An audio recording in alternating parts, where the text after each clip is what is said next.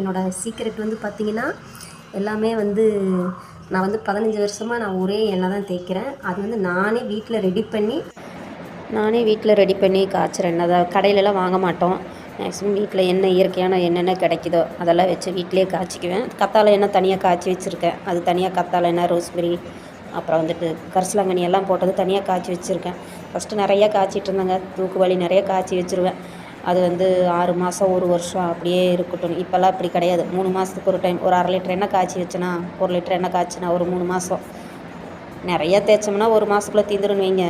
அது கொஞ்சம் கொஞ்சம் நம்ம காய்ச்சிற எண்ணெய் நான் ஸ்டாக் வச்சுட்டே இருப்பேன். அதனால் அது தெரியாது. கொஞ்சம் கொஞ்சமாக காய்ச்சி ஊற்றி வச்சுக்குவேன். இந்த எண்ணெய் தாங்க. வேறு எந்த எண்ணெயும் கடையில் வாங்குறது, இந்த விளம்பரத்துக்கிறது அதெல்லாம் எதுவுமே கிடையாது. வீட்டில் காய்ச்சி 15 வருஷமாக நாங்கள் இதே எண்ணெய் தான் தேய்க்கிறேன். என் பிள்ளைங்களுக்கும் அதே தான், நானும் இதே தான். எல்லாருமே எப்படி நீ முடி வளர்த்துறன்னு கேட்டிருக்காங்க. அது ஒரு ஆச்சரியம்.